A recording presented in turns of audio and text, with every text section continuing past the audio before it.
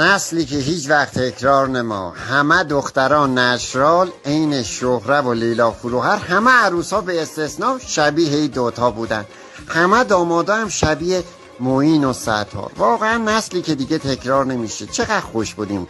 عروسا ترک تمیز نشرال، نگاه کن دامادا همه شبیه معین. بیا چه بوسم دوست داره. یعنی یه اولین بوس عاشقانه‌مون بود. مثل الان نبود، قرار اول، قرار دوم، گیت دوم، دیت سوم. خدا شاهده تا قبل ای که عقدش کنی یه بوس میکردی، برادرها عروس میبردن چاپوقت جا میکردن. بعد چی؟ تازه پسرماش بود، پسر داییاش بود.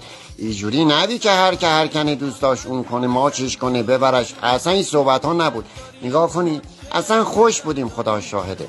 نه فضای مجازی، نه اینترنتی، نه دست پا کلفتی، نه پتاسکی. عروسا عین ما، دامادات ترک تمیز. واقعا اینم عمه اشرفه، عمه عروسه. کی جرأت داشت به اشرف خانم بگه بشین اشرف خانم؟ این رقص فقط تکی میکرد، یعنی هیچ که نباید برمسا. اشرف دلم ورد قشرف. خدا وکیلی خوش بودیم.